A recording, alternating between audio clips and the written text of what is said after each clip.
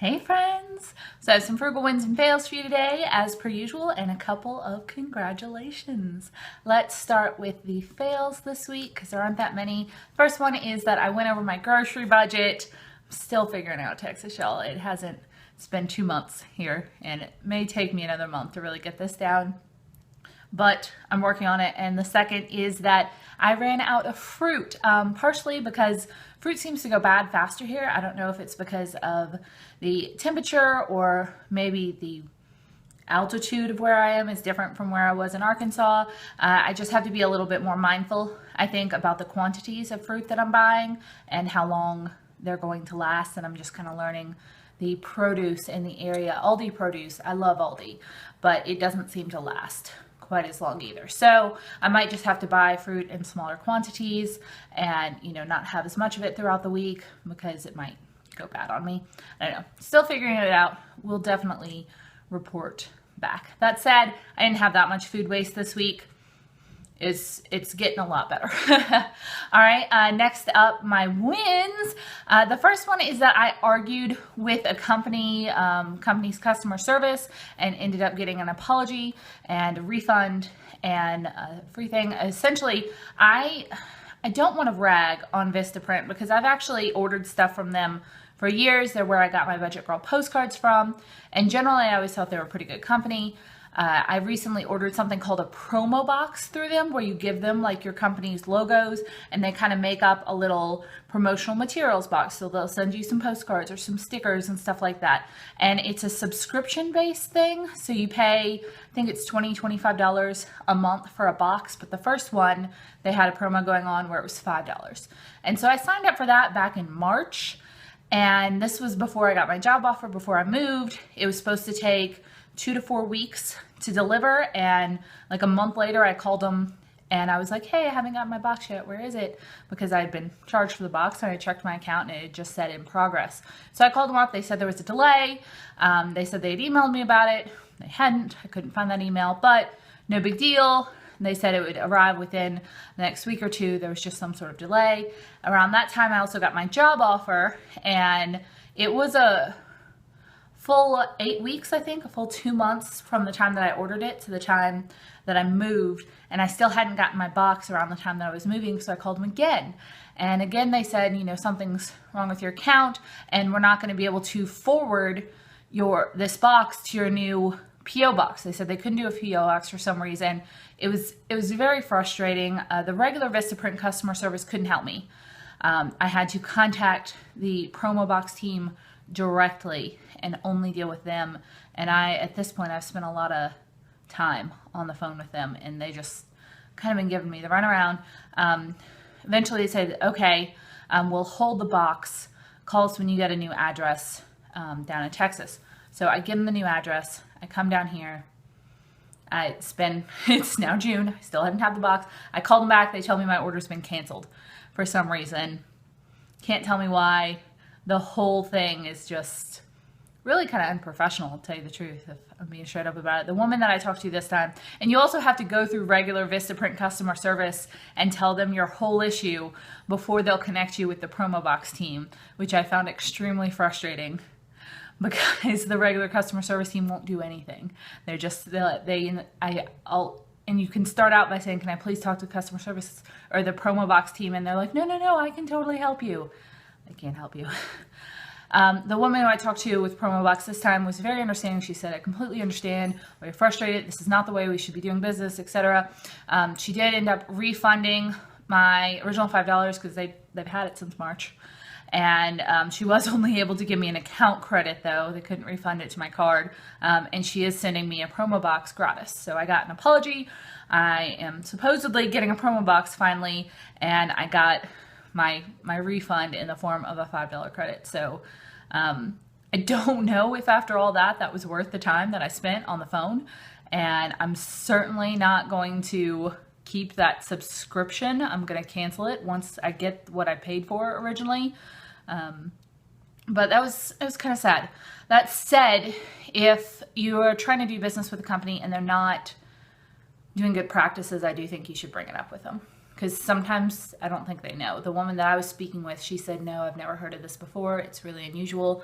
I see all the notes on your account. This is nuts, and this isn't the way we should be doing business. So maybe there will be some changes there. I also believe that when you talk with customer service people, you should always be nice. You should always be respectful. I understand that the woman or the people on the other side of the phone probably did not specifically cause my problem. And I think that you can be kind and you can be respectful to them and still get the situation resolved. So that said, several lunch breaks of time spent on the phone and on hold. I do feel like I'm probably going to get that resolved. And I was originally planning on doing some sort of review on this, but I don't know if I can still do that without having it kind of tainted by it taking 3 months plus for me to get the box. So I don't know. I'm still kind of thinking on that. I'm kind of wondering if you guys would be interested in a promo box review. I don't know if I can still do it objectively at this point. But anyway, that was one. Got it resolved. It was only $5, but $5 is $5. Next up, I made cheese for the first time. Pending y'all's suggestions on one of my last videos that I said I had some milk that had gone bad. Some of you guys had said make cheese with it. They're a really easy recipe. Some of you guys even linked me out to some. And so when I had a quarter gallon of milk that was on the day of its expiration date and I knew I wasn't going to be able to drink it, I looked up one of those easy recipes and I made some cheese. And it actually didn't turn out horrible. I'll definitely change a couple of things when I do it next time. I definitely wrung out too much of the water when I was making it, so it turned out really crumbly, but I had a lot of fun making cheese. I love cheese, so I'm really kind of freaking out about this, and in my head there's all sorts of stuff going on where I'm like, what could I do? I could like add herbs and I could do this and that and the other thing. So I'm actually kind of looking forward to milk in the future, maybe getting a little bit past its best date so that I can try that again. But either way, I did not waste the milk this time, and thank you guys very much for your suggestions because I really had just a super fun time doing that. And if I can figure out how to do it really well, I'll definitely share that process with you. The one that I did this time was not the best, but I definitely figured out some things that I'll do differently that'll make it better next time. So yay, I'm very excited about that.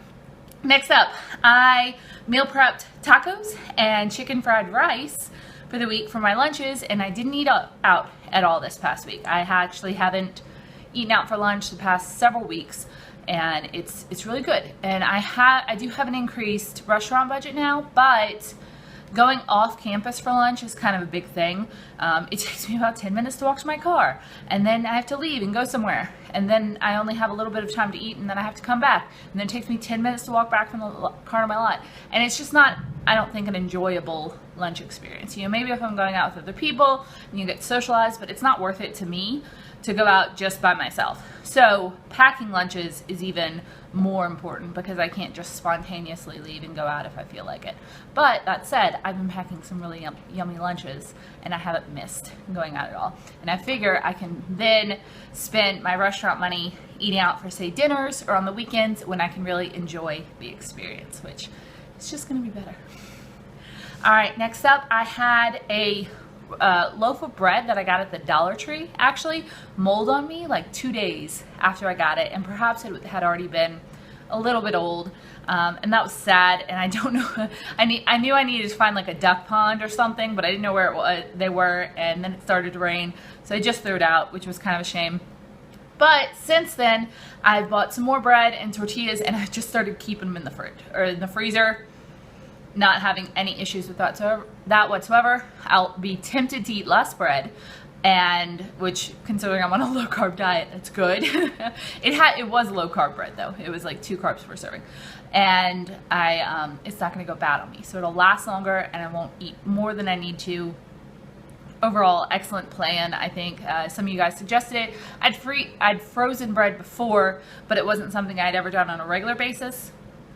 I think it's going to be on a regular basis now. So those are my frugal wins, kind of some new practices that I think are going to be really good, which I'm excited about. And finally, congratulations, Tam! All right, Denise Latimer paid off her car. Congratulations, Denise. That's very exciting. I bet it drives much better now. I've never had a car loan, but I had student loans. So remember the weight. And any weight of debt, it feels so much better once it's just gone. All right, and finally, Modern Budget Curl, another YouTuber, paid off another loan. So yay, Modern Budget Curl. I'm having a real hard time with that, y'all. Every time I read it as like my name, and it's only a me problem, but I'm having a hard time with it. She's actually the sister of Live Love Budget, and she's recently started a channel. So if you haven't checked her out, go ahead and do that. Just don't blame me if you accidentally read Budget Girl instead of Budget Curl, but that's probably just my brain. All right, make sure to leave your frugal wins and fails down below. And if you've had any money milestones, if you've listed a money milestone before and I haven't given you your shout out, please feel free to do it again. Sometimes I miss them. I get a lot of comments. I'm certainly not complaining about that. I love reading y'all's comments, but occasionally one slips by me and I want to give you your shout out. I want to celebrate with you because we're all just winning with the money. Money. Sorry, I thought Rory was doing something. I'll see you guys next time.